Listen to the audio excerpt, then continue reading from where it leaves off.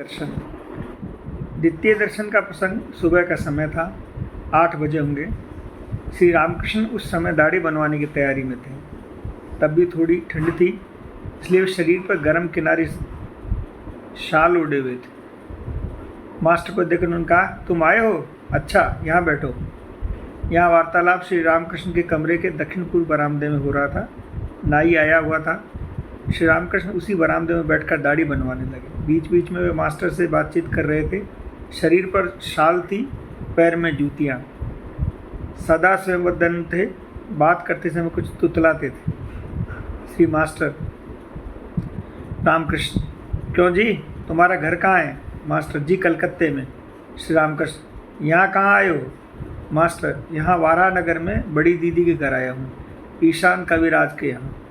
श्री रामकृष्ण, ओह, ईशान के यहाँ। श्री केशव चंद्र सेन के लिए रामकृष्ण का जगत माता के पास रोना। श्री रामकृष्ण, क्यों जी, केशव अब कैसा है? बहुत बीमार था। मास्टर जी हाँ, मैंने भी सुना था बीमार है, पर अब शायद अच्छे हैं। रामकृष्ण, मैंने तो केशव के लिए माँ के निकट नारियल और चीनी की पूजा मानी थी। रात को जब नींद उजड़ जाती थी तब मैं माँ के पास सोता हुआ कहता था, माँ, केशव की बीमारी अच्छी कर दे। केशव अगर न रहा तो मैं कलकत्ता जाकर बातचीत किससे करूँगा? इससे तो नारियल चीनी मानी थी। क्यों जी, क्या कोई कुक साहब आया है? सुना है वह लेक्चर देता है। मुझे केशव जहाज पर चढ़ा कर ले गया था, कुक साहब भी साथ था। मास्टर जी हाँ, ऐसा ही कुछ मैंने भी सुना है, परंतु मैंने उसका लेक्चर नहीं सुना। इसे में ज़्यादा कुछ मैं जानता भी नहीं। गृहस्थ तथा पिता का कर्तव्य। श्री रामकृष्ण, प्रताप का भाई आया था, कुछ दिन यहाँ रहा। कामकाज कुछ नहीं है, कहता मैं यहाँ रहूँगा। सुनते ही जोरू जाता सबको ससुराल भेज दिया। कच्चे बच्चे कही है, मैंने खूब डांटा। भला देखो तो, लड़के बच्चे होते हैं, उनकी देख रेख, उनका पालन पोषण तुम न करोगे तो क्या कोई गाँव वाला करेगा? शर्म नहीं आती? बीवी बच्चे को ससुर के यहाँ रख दिया और कोई भी और पाल रहा है। बहुत डांटा और कामकाज खोज लेने को कहा, तब यहाँ से गया। मास्टर का तिरस्कार तथा अहंकार चूर्ण करना। श्री रामकृष्ण मास्टर से, क्या तुम्हारा विवाह हो गया? मास्टर जी हाँ। रामकृष्ण चौंक, अरे राम राम, अरे रामलाल, अरे अपना विवाह तो इससे कर डाला। रामलाल श्री रामकृष्ण के भतीजे हैं और काली जी के पुजारी हैं। मास्टर घोर अपराधी जैसे सिर नीचे किए चुपचाप बैठे थे। सोचने लगे, विवाह करना क्या इतना बड़ा अपराध है? रामकृष्ण ने फिर पूछा, क्या तुम्हारे लड़के बच्चे भी हैं?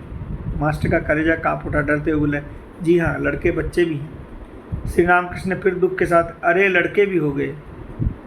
इस तरह तिरस्कार होकर मास्टर चुपचाप बैठे रहे। उनका अहंकार चूर्ण होने लगा। कुछ देर बाद श्री रामकृष्ण स्नेह करने लगे, देखो तुम्हारे लक्षण अच्छे हैं, ये सब मैं किसी के कपाल, आँख आदि को देखते ही जान लेता हूँ। अच्छा, तुम्हारी स्त्री कैसी है? विद्या शक्ति है या अविद्या शक्ति?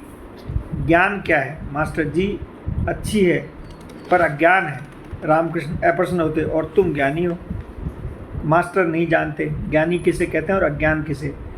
अभी तो उनको धारणा यही है कि कोई लिखा पढ़ा हो तो मानो ज्ञानी, और उसका यह भ्रम दूर तब हुआ जब उन्होंने सुना कि ईश्वर को जान लेना ही ज्ञान है और न जानना अज्ञान है। श्री रामकृष्ण की इस बात से तुम ज्ञानी हो मास्टर के अहंकार पर फिर धक्का लगा। मूर्ति पूजा। श्री रामकृष्ण, अच्छा, तुम्हारा विश्वास साकार पर है या निराकार पर? मास्टर मन ही मन सोचने लगे, यदि साकार पर विश्वास हो तो क्या निराकार पर भी विश्वास हो सकता है? ईश्वर निराकार है। यदि ऐसा विश्वास हो तो ईश्वर साकार है, ऐसा भी विश्वास कभी हो सकता है? ये दोनों विरोधी भाव किस तरह सत्य हो सकते हैं?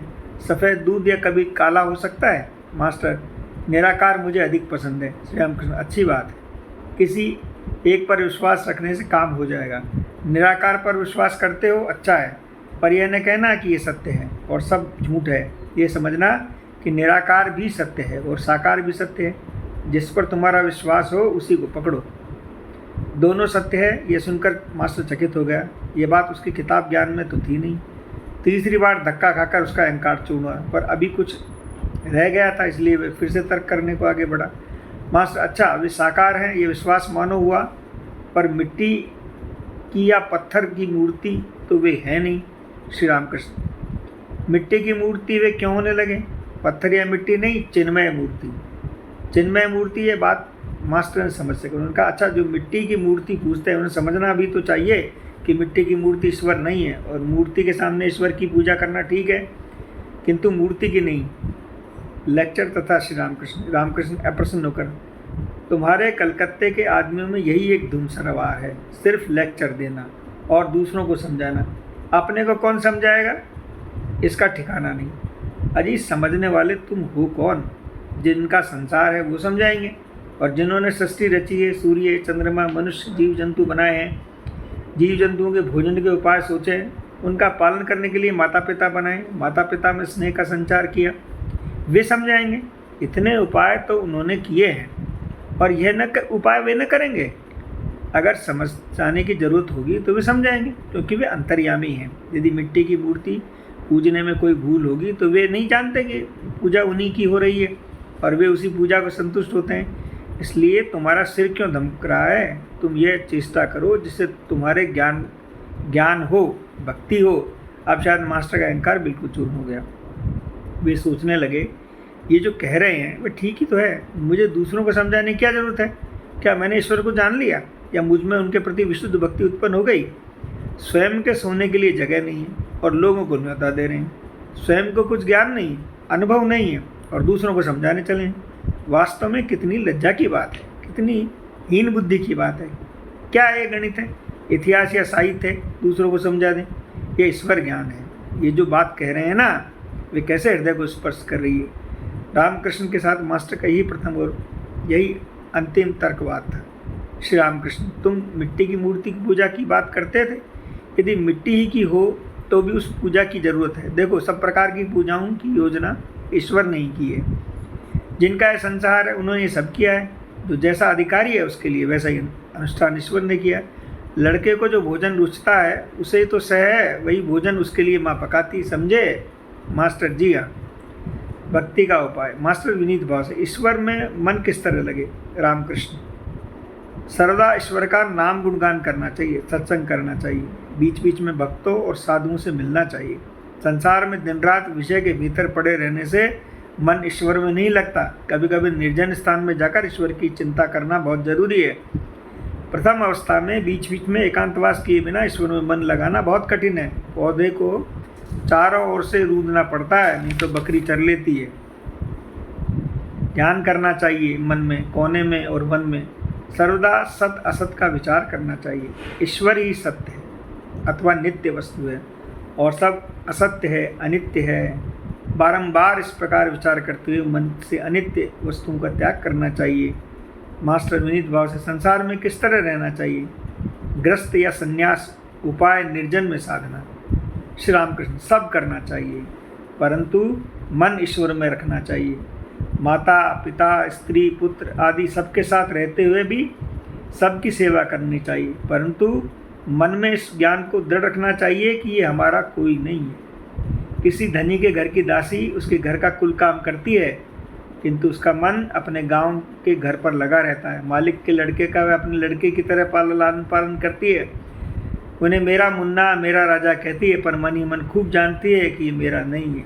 कछुआ रहता तो पानी में है, पर उसका मन रहता है किनारे पर जहाँ उसने अंडे रखे हैं। संसार का सब काम करो, पर मन को ईश्वर में रखो। बिना भगवत भक्ति पाए यदि संसार में रहोगे तो दिनों दिन उलझते और फंसते जाओगे, और यहाँ तक फंस जाओगे कि फिर पिंड छुड़ाना कठिन हो जाएगा। रोग, शोक, तपादि से अधीर हो जाओगे। विषय चिंतन जितना ही करोगे, आसक्ति उतनी ही अधिक बढ़ेगी। हाथ में तेल लगाकर कटहल काटना चाहिए, नहीं तो हाथों में उसका दूध चिपक जाता है। भगवत भक्ति रूप तेल हाथ में लगाकर संसार रूपी कटहल के लिए हाथ बढ़ाओ। परंतु यदि भक्ति पाने की इच्छा हो तो निर्जन में रहना होगा। मक्खन खाने की इच्छा हो तो दही निर्जन में ही जमाया जाता है, हिलाने डोलाने से नहीं, दही नहीं जमता। इसके बाद निर्जन में ही सब काम छोड़कर दही मथा जाता है, तभी मक्खन निकलता है। देखो, ईश्वर में ही, निर्जन में ही ईश्वर का चिंतन करने का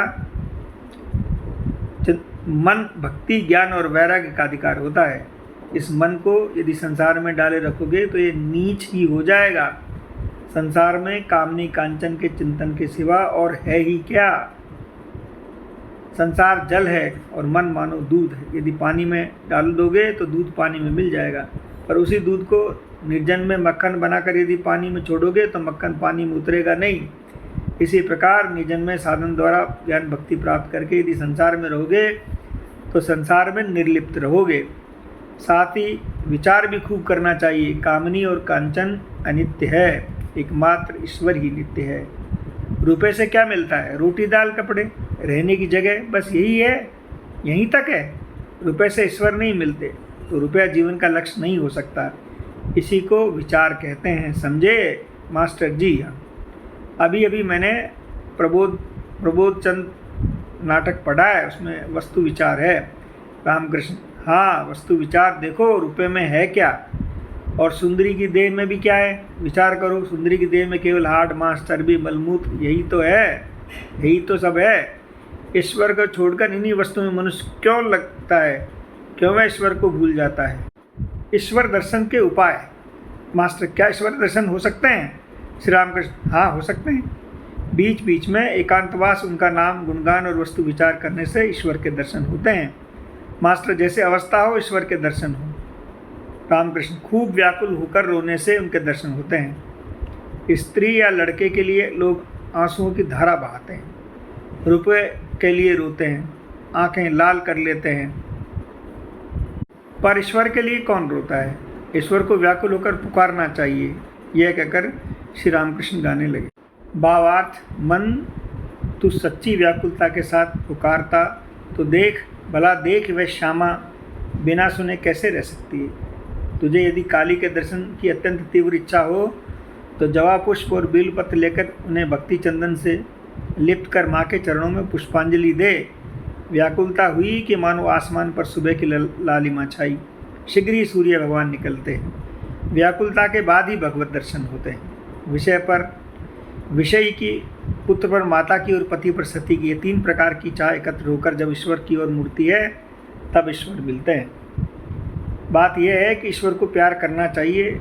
विषय पर विषय की, पुत्र पर माता की और पति पर सती की जो प्रीति है उसे एकत्रित करने से जितना प्रीति प्राप्त होती है उतनी ही प्रीति से ईश्वर को बुलाने से उस प्रेम का महा आकर्षण ईश्वर को खींच लाता है। व्याकुल होकर उन्हें पुकारना चाहिए। बिल्ली का बच्चा म्यू म्यू करके माँ को पुकारता है, उसकी माँ जहाँ उसे रखती है वहीं रहता है, कभी राख की ढेरी पर, कभी ज़मीन पर, तो कभी बिछोने पर। यदि उसे कष्ट होता है तो बस म्यू म्यू करता है और कुछ नहीं जानता। माँ चाहे जहाँ रहे म्यू म्यू सुनकर आ जाती है। जय जय श्री राधे।